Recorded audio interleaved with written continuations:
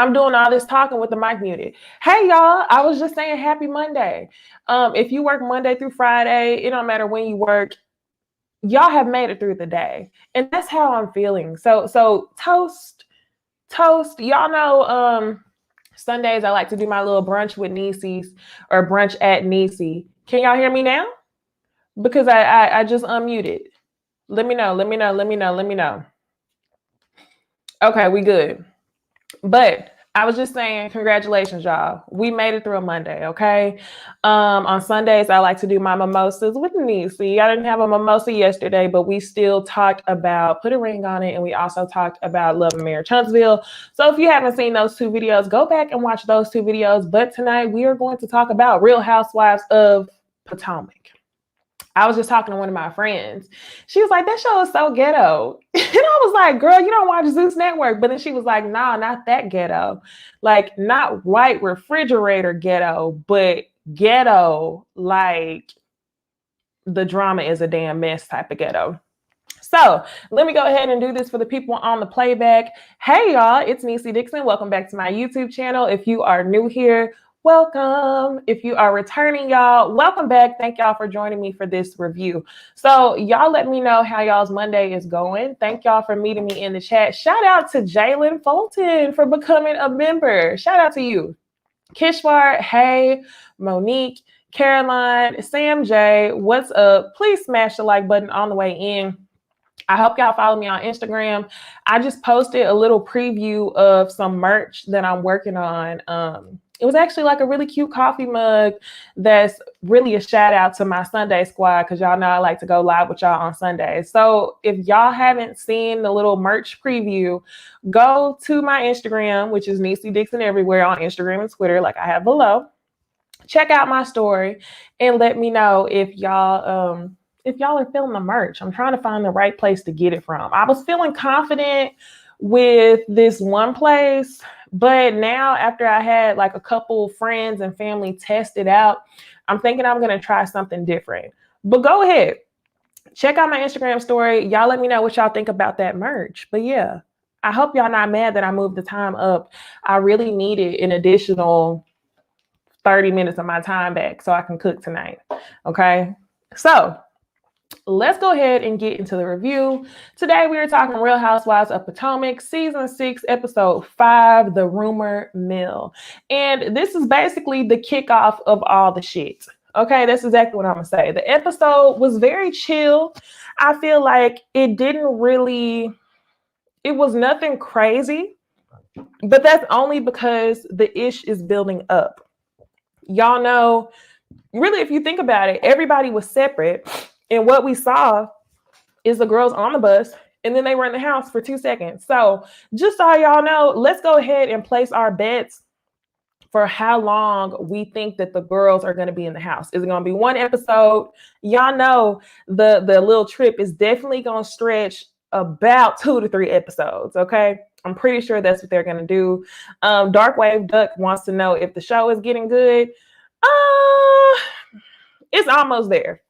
You know how you're on a roller coaster and you can kind of like, you just working your way up. We're just about right. We're working our way up. We still can come up to about here. We're chicka, like a train, okay? We're working our way, but you should definitely check it out. But if you don't, thank you for, checking out my review. But like I said, I guess we can go ahead and get into the video, but not before I show y'all the thumbnail. What y'all thought about this thumbnail, okay?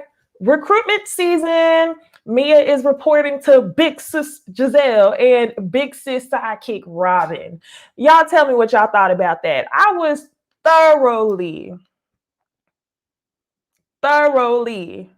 annoyed with Mia, okay? When she turned up for a second, sending, oh, well, you can pencil in with my assistant. I can pencil you in. I was like, okay, big grand dame energy. Like I was here for it. And then she said, can we start over? Nah, keep that same energy in person. Then this episode, it was, I'm so glad to be here. Mia, we don't know who you are. We don't know who you are. but I'm not going to quit on you only because I saw the potential that you had when they first brought you on the show. Even with your little tagline, I can get you adjusted. Cute, okay? Your storyline, you're a real person. I want to hear about that. I want to hear about the stripper in the ball gown situation. I want to know about that. But I need you to keep that same energy. I feel like so many of these girls, for the sake of getting in where you fit in, these girls find a way to be manipulated by Giselle. And I was watching the episode today. I had to stop in the middle of the episode. I hit my girls up. Y'all know who I'm talking about. We got along that well at the beginning. Anybody that would have even came for Giselle, she would have been done with. She would have been lit their ass up. But I didn't see that same patience that she's extending to Mia, because Mia came guns a-blazing, okay? And y'all know good and well, Giselle did not extend the same grace to Monique. All it took was Monique to say that she had multiple homes, 4 or 5. Y'all correct me because I know y'all know better than me. But I'm just like, come on, CC Freak. Of course. CC Freak says, my biggest pet peeve with this episode is how Robin linked or kicked Mia out of her room. Facts. Thanks for joining us, Sam. But yeah, that was my biggest, that's not my biggest pet peeve. That's one of them. My biggest pet peeve is when Mia showed up to the dinner talking about, I'm so happy to be here. Girl. So let's go ahead and get into the episode. Y'all tell me y'all's thoughts below. Is it weird? That's the first thing we're going to talk about before I'll go ahead and review the show, but I need y'all to light up the comment section. Is it weird how Giselle is being oh so patient with Mia? Because when Mia said pencil her in, that would have been end all be all for me. But I feel like Giselle is most definitely playing chess, not checkers. Comment below. What is Giselle up to, and what does she have up her damn sleeve? So the episode starts off, y'all, and I told y'all I have a love and hate relationship with Ashley. Now, Ashley, when it comes to Michael Darby, can't stand her at all. Ashley on her own bone-carrying messy boots, I really do enjoy her, y'all. I really do enjoy her. Seeing Ashley as a mom, I really do enjoy her. Now, does that make her Mother Damn Teresa? No. But I loved this scene, seeing Dean and Dylan. They don't look the same. But as Dean is starting to get older, he's beginning to look just like Ashley. In this scene right here, I was like, wow, like I see Ashley's face. So yeah, she's really happy about bringing this second baby home. And she says that the best gift that she could have gave her kids was each other, because they'll have each other for life. I was like, this is so cute. This is so cute. So I'm really happy for Ashley. Ashley just got out of labor, y'all. Keep in mind, it's only going to be a week before she has the baby, down to the time that they go on the trip. Yeah, down to the time they go on a trip, 1 week. So we're going to talk about that with Candace. I probably would have mentioned it to her just to say that I mentioned it to her. But Candace is really holding on to that invite just as bad as Giselle was holding on to this fake beef with Karen. So we'll move on to the next scene. This next scene is going to be Mia and G. I like G. Y'all tell me in the comments, since this is my favorite thing when I have y'all on live, because I come on after a long day of work and I get to talk to y'all about my favorite shows. So y'all tell me, what do y'all think about G? I like him. He's definitely not giving sugar daddy vibes. That's definitely her real life husband. They definitely have deep conversation, and he's really being an advisor to her, I feel like. So she talks to her son when they first get there. The kids are at the park. Remember, Mia has 3 kids. The oldest one is 13 from a previous marriage. And she asked him, do you think that I work too much? And he said, yeah. And she said, well, do you know why mommy works that hard? And he said, oh, so we can live in a big house. And she was like, no. So you won't need for anything the way that I need it for things. And this is what I love about Mia. This is what she needs to continue to hold on to. Her storyline is authentic.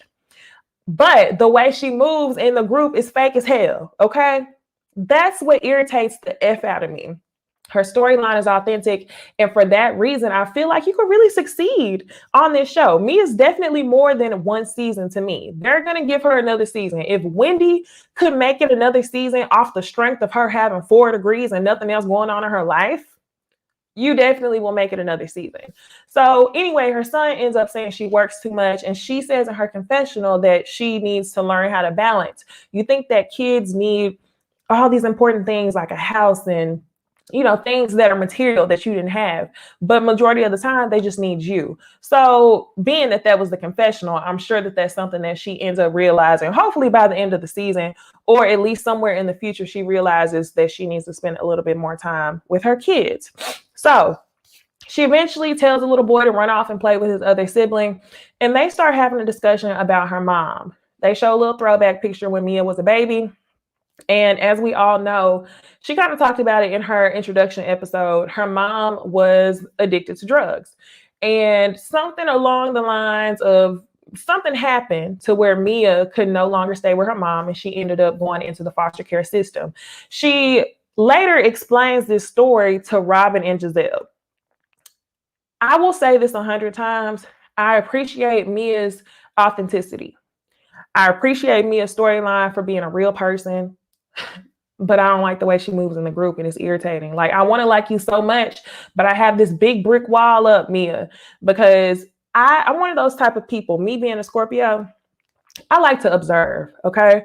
I'm big on vibes, like everybody else is big on vibes and energy, like everybody says. It's a real thing. I'm like, okay, I like you, but then I have to watch how you move amongst other people. And if I feel like your true self is wavering or trying to get in where you fit in, then I'm ultimately just like, can't fool with you. So I don't know. Anyway, she talks about how she invited her mom to the park. Her mom lives only 20 minutes away, and her mom declined the invitation, which is really sad. She didn't have any explanation as to why her mom declined the invitation. They really don't have that close of a relationship, even though her mom has been clean off of drugs for 10 years.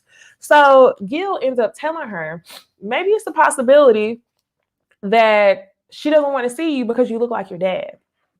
Well, as soon as she said that, I was like, damn, I want to know what Mia's dad looks like, because Mia, beautiful woman, Mia done had so much plastic surgery that when I look at her and try to imagine what a male version of her would look like, I can't see it. No shade. I just can't see it. So anyway, I really appreciate this scene of Mia talking about her mom. Also, her husband giving her sound advice on the whole situation. So we'll move on to the next scene. The next scene, we see Candace, and Candace is packing for Williamsburg. She says that her grandparents are from there. I'm sure it's not far from the ladies. It's in Virginia. Everywhere is like this close to each other. And this is going to be her first trip hosting.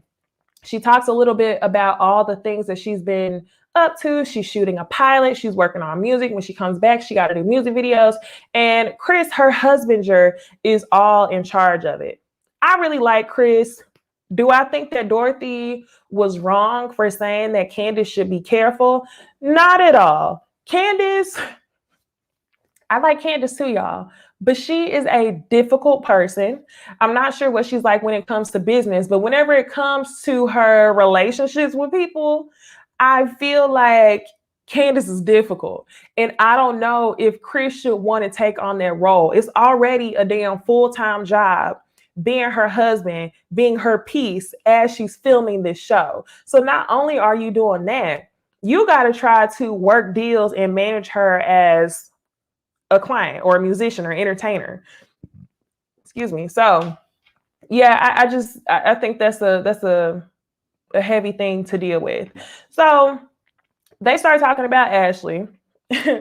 Candace was like, no, I didn't invite her. She just gave birth. And Chris is telling her, I think you should call her just to see how she's doing. And then they go to the confessional, and they end up asking Candace, why didn't you invite her to the pajama jam, the pajama party? And Candace says, I forgot. I think my scarf was on too tight. And y'all, please remind me, Live Squad, what is the beef? I know that the beef stemmed seasons ago whenever Candace basically said, if you're trying to have kids, you can't be drinking, right? But I thought we moved on from that. What was that, like 2 seasons ago? 2 seasons ago, I think. I thought we moved on. So what is oh, y'all know what? I remember what it was. It was the fact that Ashley decided to be a witness for Monique. I definitely understand why Candace is doing that now. Perfect sense. I wouldn't invite her either. Okay. So she's sticking by it. She forgot and she's not inviting Ashley. And I feel like the only reason why they're not refreshing our minds is because they really can't talk very much about, I'm sure they could, but I'm sure they're avoiding talking about the whole Monique situation again. They were really pushing it when Karen and Candace was talking about the Monique situation. We done moved on from that. Thank you, God. So if I was Candace, I wouldn't invite Ashley either. So now we'll go to the next scene. We get a visitor. So Giselle comes to visit Ashley and her fresh new baby. And I'm like, okay, this is cute. They absolutely have to do COVID testing during filming because no way I would have my 1 week old baby around anybody. So she ends up meeting the nanny. The nanny's name is Daisy.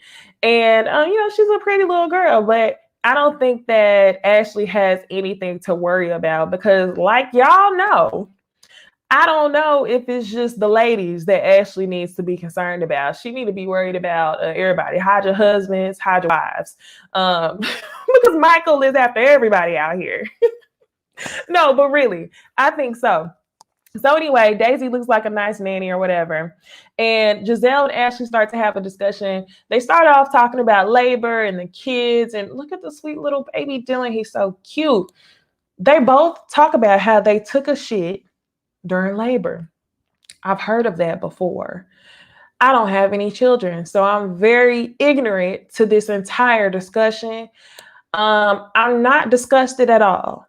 However, that does put fear in my heart to ever think about having children. So all that discussion did was really just put fear in my heart. I'm just like, oh Lord. And Ashley says, yeah, they're just wiping like it's no big deal. So then Giselle ends up talking. Yes.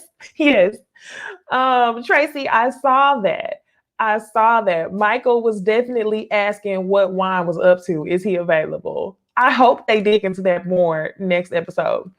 But what else Giselle and Ashley starts talking about is Giselle starts giving Ashley the rundown at the pajama party.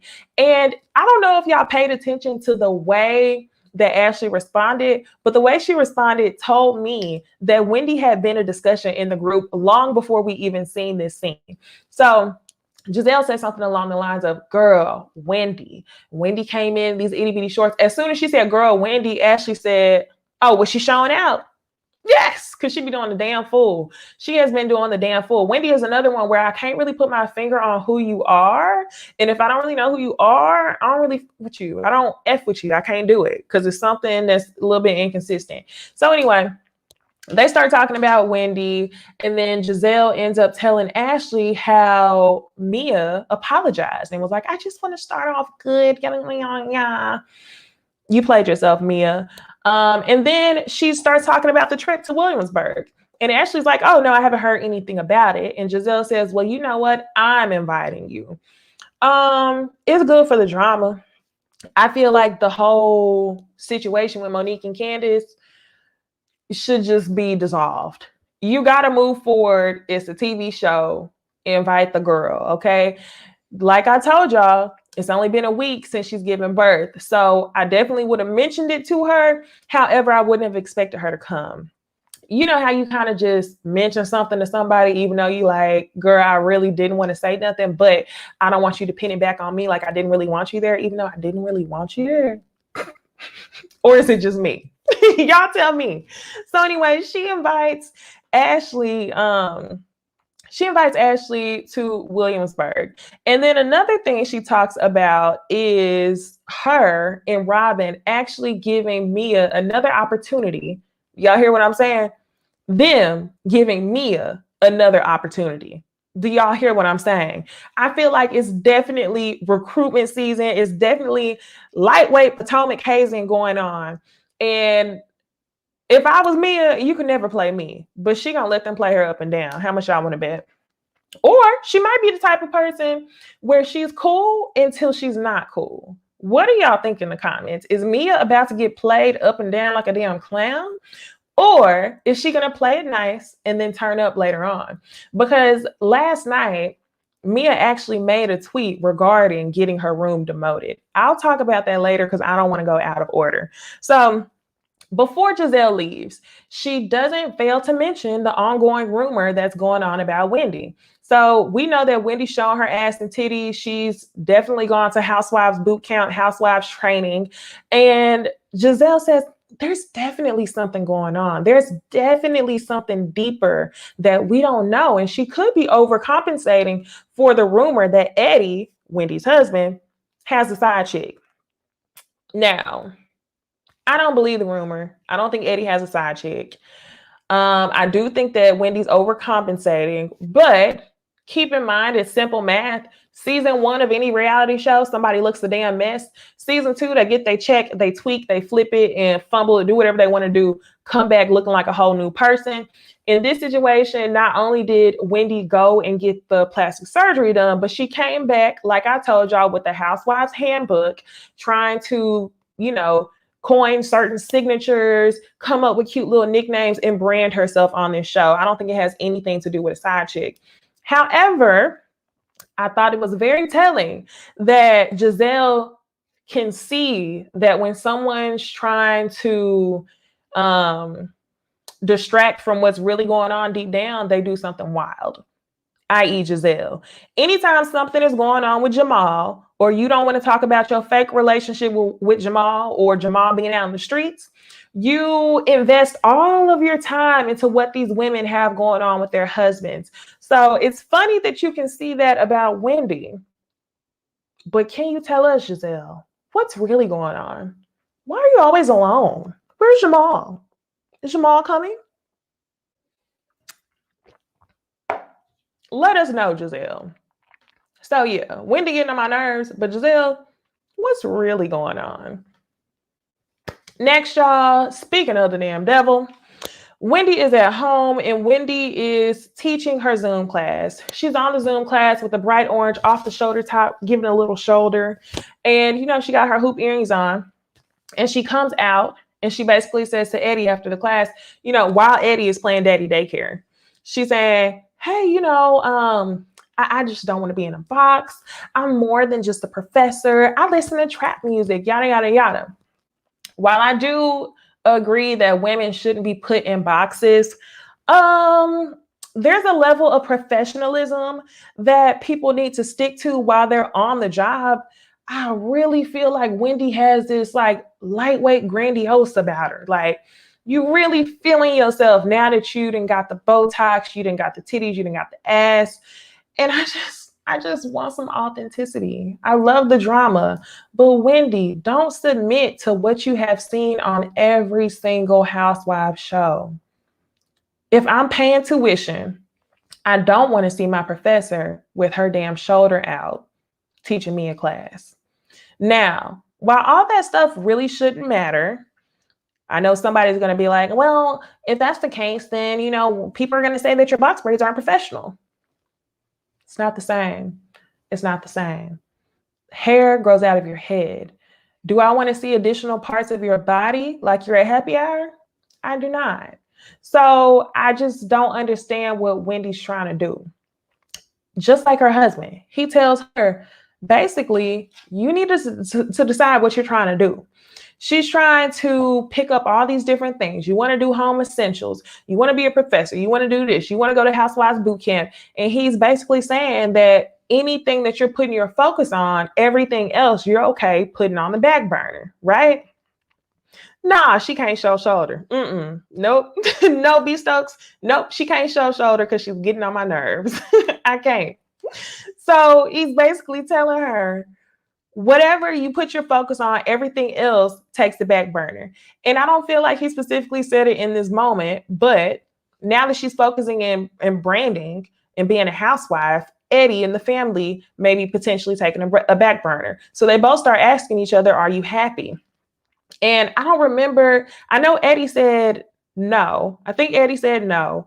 I don't really remember what Wendy said, but I feel like they're trying to equate this incompleteness with happiness. And I don't think the two really go together. I was really trying to find the deeper meaning of that conversation, besides the fact that Eddie's telling you that you're doing too much. And she's doing too much.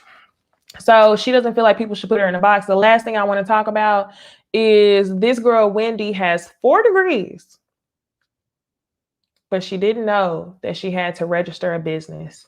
She didn't know that she should have a mission statement. And I feel like, Wendy, are you playing? I don't know. I just really feel like she's playing up to a character. I'm going to get off Wendy head because I'm sure she will get on my nerves another episode, and I will be able to talk about Wendy in more detail next episode instead of breaking this down to the umpteenth degree and getting on Wendy's head about nothing. So I'm just going to move on. Okay? So now we get the ops. That's what we call them on my channel. We don't call them the green-eyed bandits, okay? The ops. Thank you, Diamond Whitmere. Diamond says, I think Eddie said, are you fulfilled? That's what he said. Thank you for that. So we get the ops, aka green-eyed bandits. And they finally get a meeting with Mia. Mia shows up overdressed. I'm not mad at it. I mean, better overdressed than underdressed, right? And immediately she's like, I'm so excited to be here. I'm just so happy to be here. Very much like, thank you for allowing me to come and talk about you and your organization. I just feel like that's what Mia was very much given. Thank you so much for allowing me here. And they were like, oh my gosh, like, no, like, it's cool. So they're being very nice to her. They start telling her what's going on. How was your day? She starts giving them the basics. I got 3 kids. I got a husband that's like a kid. I got grandkids. The same stuff that she told them at the party where she first met them. And then Giselle's like, no, I want to know like you. So then Mia says the most important thing that she wants people to know about her, like, hey, this is my story, aka this is why I'm casted and this is who I am. She ends up talking about how she ended up in the foster care system, which I thought was, oh my gosh, it was so sad to hear. So she said she was at school one day, or she was at home, and her father was beating her mother. She tried to break up the fight. Her father had threw her like into glass or something like that. She has cuts all over her body naturally.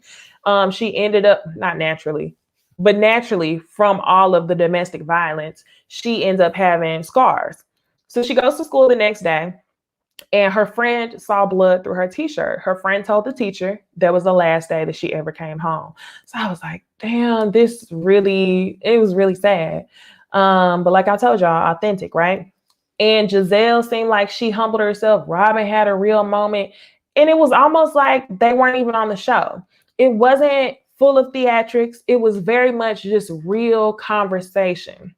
So what I will do is question Giselle's motive and Giselle's patience that she's been extending Mia. But in this scene, I really appreciate that they really were just real. Her and Robin even have in common that they've lost family over, drugs and AIDS. So, well, from Robin's side, it was Juan's parents. So I'm glad that they could connect on that. However, I'm definitely on alert that Giselle is going to use this connection with Mia only to try to get back at Karen, or she's trying to make sure it's an even playing field. Something about Giselle over the years, y'all, I just can't trust her, and it is what it is. I want y'all to tell me in the comments, live and replay gang, do y'all trust that Giselle has good intent when it comes to creating a bond or relationship with Mia? I really don't know, but I do have to say that 5 episodes in, this is probably the least annoyed that I've been with Giselle throughout the entire time I've been watching the show. She was tolerable, and I think that this scene helped balance it out. And I'm not too upset that Giselle even brought up the rumor about Wendy and Eddie. Usually I'm upset whenever Giselle's talking about people's husbands. But with Wendy and Eddie, I don't really care. I mean, this is what you want, Wendy. You went to Housewives boot camp. You know how it goes down, okay? So it seems like a lot of y'all in the comments, y'all are answering my question. I said, do y'all trust Giselle's intentions with this relationship with Mia? CC Freak says, hell no. Pink Petal says, you never know with Giselle. And Tracy says, Gizzard has terrible intentions. I guess we're going to find out. So what I didn't like at the end of this conversation was Giselle ends up saying, well, I'm going to speak for Robin. We like you. We like this Mia. And it was very much giving me, we like you. Hey, you can come be with us. Like, I'm calling it for the whole squad. I don't care what Robin got to say. You can come be one of the ops. You can come be a green-eyed bandit if you want to. That's where I go back to saying, why? What are you trying to win? I don't understand. She's holding on to this fake beef with Karen. So very authentic scene from Mia as far as telling her story. As far as getting in where you fit in, I'm still happy to be here. Decide what side of the sand you want to be on, and then you will be more respectable in the eyes of the Housewives viewers. We want to know who you are. So now, y'all, it is time for them to get ready to go to Williamsburg. And we spent a good 10 minutes on this bus scene. That's why I'm like, y'all, if they're stretching out stuff like this, once we get to the actual trip, I swear, y'all, I think it's going to span over 3 episodes. And that's just my guess. Y'all tell me. I don't have any insight, but I think that the trip will span over 3 episodes. I also want to know how Candace and Mia end up throwing salads in each other's face, like we saw on the previews, after it seemed like they were cool at the dinner table. So what is going on? This comment right here, say it again, Giselle is using her sorority tactics. I see it. So anyway, they're on the bus. Wendy shows up looking like a motherfucking fool. Motherfucking fool, looking like a she looked a damn fool. Loved her box braids. I will say that. Now, the cutout top, not a bad option, but is so far out of the comfort zone in which we know you that I feel like you're honestly trying to be someone else, and I don't like it. Okay, so Giselle sitting on the bus. She still wants to act funny with Karen. She mean mugs as Karen walks on the bus. She claims that it's all about Karen talking about her family. We're going to talk about that in the final scene. Robin also doesn't fail to let us know that she allowed Juan to leave it in. She's like, hey, if we have a baby, we have a baby. If we don't, we don't. But I don't know when that wedding going to happen. That's basically what she's saying. So just off Robin saying that, she allowed Juan to leave it in, Wendy starts hopping and knees going in and out. Definitely wasn't on no Meg Thee Stallion knees, and that's why I said she looked a damn fool. Look at these pictures over here on this side of the screen. We see first season Wendy. Like I told y'all, first season is always a learning lesson, but we get a very different Wendy than what we get up here over it. I'm going to move on before this turns into a Wendy review. So next, y'all, the other thing that they end up doing is dancing on the pole. This was hilarious, y'all. Candace starts out doing a good job. Robin looked a fool. Giselle looked a fool, which I expected. Karen looked pretty good. But y'all want to know who exposed themselves? Wendy told us that she was a ball gown wearing stripper. Not a stripper. She told us that she was a ball gown wearing girl who worked at a club who didn't have to strip. Okay. But in this scene, she definitely knew how to work a pole. She definitely was flipping her hair the right way, leaning over, hitting the left cheek, right cheek. And she looked good. This scene was so funny. I'm glad that they left it in for comedic relief. Josiah, what's up? Josiah says, I think we are seeing the real Wendy. No. I think that Wendy went to Housewives Boot Camp 101.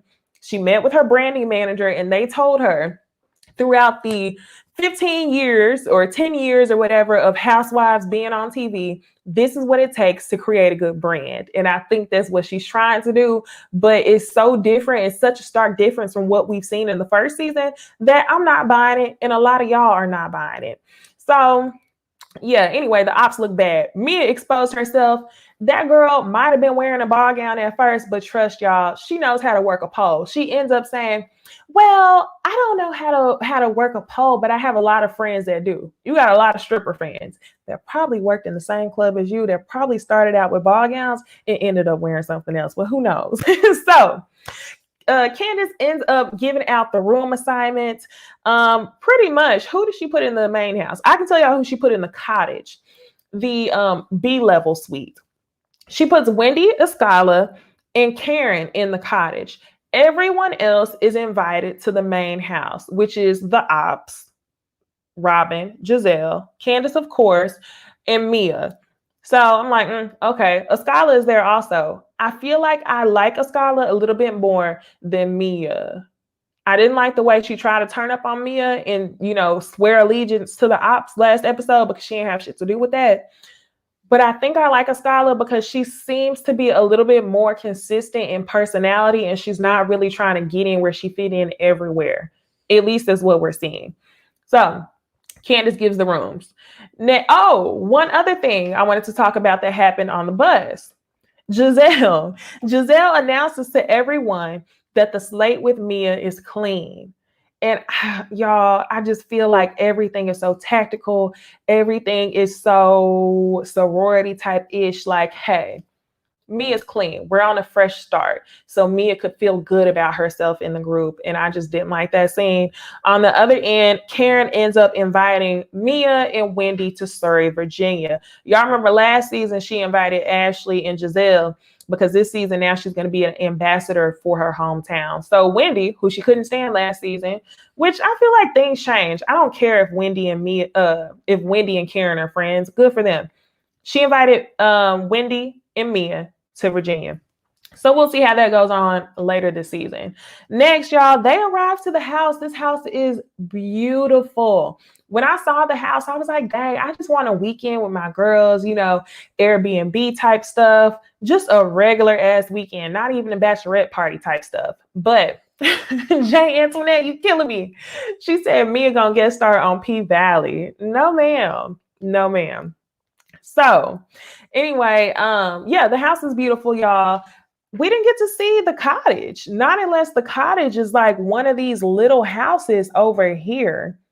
Tell me what it is, but I thought the cottage would be like an outback house. I may be wrong, but it seemed like everybody had a pretty nice room. The girls sit at the dinner table, and this is the scene. Give me 1 second so I can grab my charger before my laptop dies. Bloop.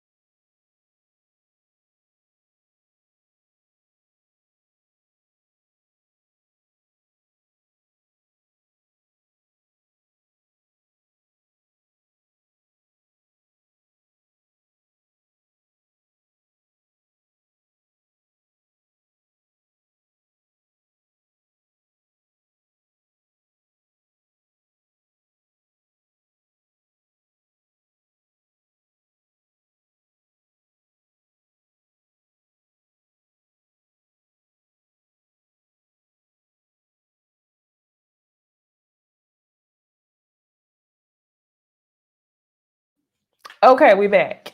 So this is the scene where one of y'all said that y'all were, I think it was CC Freak, who said that he was the most annoyed that Mia really let them sun her. She really let them check the fuck out of her. They all go up to their rooms. It seems like Mia got an upstairs room. Giselle got an upstairs room. Candace got the master room, of course, because she's the one hosting the trip. They sit down at the dinner table and box braids, real tight box braids at the end of the table. I'm talking about Robin says to Giselle, I wish I was staying upstairs. Ooh, I did not know that. All things Irene. Did not know that. So Robin says to Giselle, I wish that I was upstairs. And Giselle ends up saying, well, we can just kick Mia out. And Robin's like, no, you know what, you're right. So she says, Mia, I'm actually moving you downstairs. Mia says, I receive that. I receive that. Y'all tell me, in what world is a grown ass woman being demoted from one room to another because another grown woman said so? Girl. When that happened, I was like, why is the foolery continuing? Why is the clownery continuing? I'm not understanding. Number one, it was some clownery because you came with that energy, sending that text message like you was really about that life. And then whenever you got in front of the girls, it was, I just want to start over. I'm just so happy to be here. Don't let them continue to play you, Mia. You're going to have to get a backbone. You chose the room that you chose. So I was thoroughly annoyed with this scene. Y'all tell me what y'all thought. I thought Mia was a boss. Say it again. Mia said in her confessional, she's going to know who's the boss. Please. And Robin, out of all people, to punk you out of a room? Robin Dixon? Girl, good night. So the other thing that they want to talk about there, the other thing that they end up talking about is Giselle says, I think that, does anyone want to apologize before we get started? Karen's just sitting there eating her food and she's like, oh, you talking to me? And that's why I love Karen so much, because Karen's like, girl, you're not talking to me. And she ends up saying yes. And Karen says, well, I'm looking for an apology from you, actually. So Giselle wants to hold on to this false narrative that Karen was coming for her family. Let's be real, Giselle. Karen was talking about your trifling ass ex-husband. In no world was she talking about your children. Was she talking about you directly? She asked you if Jamal had children while he was with you, which to me, I feel like shouldn't be overly offensive because he's had children while he was married to you. So why are you so offended that she's asking you about it after the fact? Why are you holding on to this? Almost as hard as Karen is holding on to Giselle, saying that she was wishing death on Ray. Now, y'all know Karen is my favorite. I say it all the time. Giselle didn't wish death on Ray. Okay. So both of y'all don't like each other. Y'all have beef going on over nothing at all. So I guess we'll see where this next episode picks up at. But this whole situation right here, Giselle and Karen, I think is the reason why Giselle is exuding so much patience with this one, Mia, because she's waiting to try to use Mia or have Mia in her corner. Because if you think about it, Karen is repairing a relationship with Candace. She's cool with Wendy, which she can't stand. She brought on Mia, but Giselle feels like if Mia is neutral playing field, she will have a better position over Karen. So I feel like that's all she's trying to do. I feel like that's her motive with trying to be cool with Mia. Lines are being drawn. Yes. So y'all let me know what y'all thought about this episode. We are already 45 minutes into the review. I love talking to y'all about this. One thing that I would love for y'all to do is do me a favor and like the video up. Another thing I would love for y'all to do is subscribe if you're not yet subscribed. Another thing I would like for y'all to do is comment below. Tell me what shows y'all are watching, because we're kind of getting near the tail end of the other shows I review, such as Put a Ring on It, Love and Marriage Huntsville, and it's time for me to review something new. So y'all tell me what y'all want to talk about. I would love to meet here with y'all I do meet with y'all a couple times a week, but sometimes I'll be like, dang, what y'all be doing? Y'all follow me on Instagram and Twitter because I love to talk to y'all throughout the week. But all in all, I think this was a pretty good episode. This is definitely going to lead up to the shit, and I'm excited about it. So with that being said, y'all, I hope that y'all have an amazing Monday night. And I will see y'all story time. That would be cool. I do have a cool story time. That's funny. But I will see y'all in the next one. I love